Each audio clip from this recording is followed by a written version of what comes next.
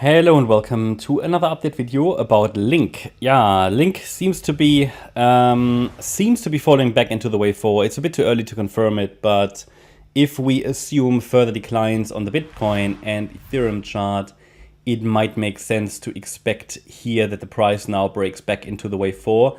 The reason is I communicated yesterday the micro support level for this wave 5 already. Okay, so when we said, okay, Link is already in the wave 5. Okay, let's assume that because of the break above the break above the highs recently. And then we said, okay, but to keep that assumption alive and a likely assumption, the price now needs to hold above the micro support level. And you see this orange box here, the small orange box. The $15 level basically, or $14.98 is the critical support level that ideally needs to hold to keep that a very likely assumption that the wave 5 is already running.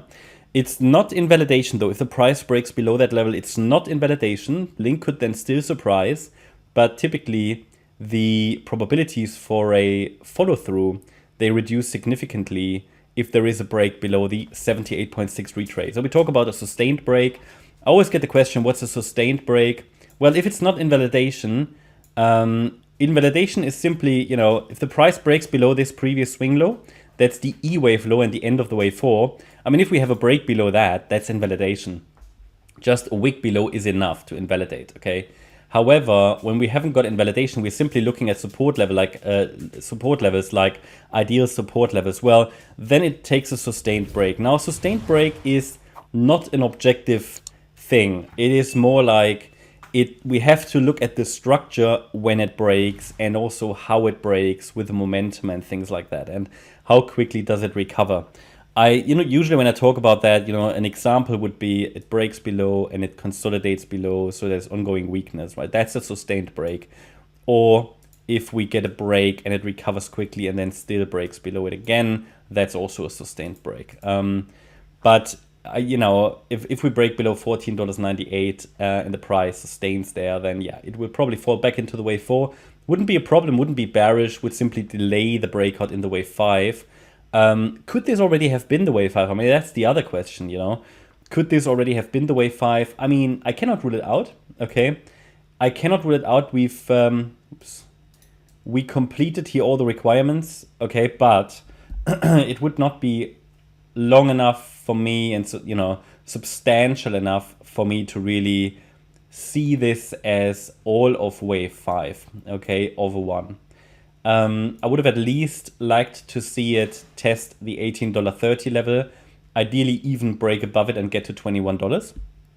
But I mean, yeah, I have to be honest, or if we're honest, the minimum expectations for the wave 4 have been fulfilled as a triangle, and also the minimum expectations for this wave 5 have been fulfilled in that it basically made a new high, okay, above the third wave, but just not sort of the, let's say, the ideal target. So yeah, I would see this as a very, very weak wave 5 only. But can I rule it out? No.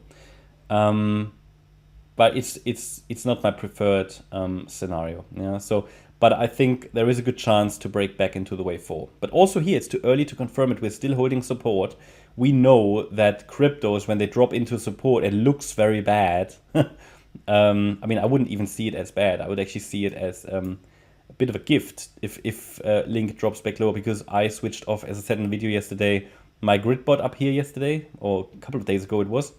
So if it comes back lower, I will probably just maybe add a little bit, accumulate a little bit, or just switch the grid bot on again. Yeah. The range is still very well defined, all the way down to around about $9.50. And yeah, so let's see. But the thing is, we shouldn't assume something will break. That's not really how it works. Obviously, when the price is very deep in support, probabilities increase, but really you don't have a break of support until it's broken. Okay, so the value of the analysis is that there are certain levels that you can watch, the invalidation point. And my interpretation would then be, I mean, if that happens, we would simply see it fall back into the wave 4. And this B wave, it probably then morphed into a WXY structure. So that's sometimes what happens with these triangles. But I mention that very frequently, that oftentimes triangles, they eventually morph into something more complex. And then the support area would be down here again between $9.75 and yeah, $12.90, with the $11 level being an important support level there. So I will keep you updated about that. So in the most optimistic view, before we get invalidation, the price is going to get a move up, would break above the A wave high, which is at $17.60, and then break above the 1830 level, get to 21, complete wave 1, and then we've got the 5-wave move up, which is what Matic did. Yeah, we've got a 5-wave move up then, and then we're looking for a 3-wave pullback afterwards for a reliable entry point. But also here, the range is likely not going to significantly change, because even in this wave 2 pullback, I wouldn't really want the price get back below $9.50. For anybody who's not so familiar with the chart, the $9.50 level, that's the previous breakout point. Link obviously spent a lot of time in this range. So ideally, in any pullback, we're not going to fall back into the range. So that's my update about Link. Hope you liked the update. If you did, please hit the like button, leave a comment, and subscribe. And if you really like the content, then please check out the channel membership. Also, make sure that you follow us on Instagram and Twitter for additional content. Thanks a lot for watching. Bye-bye.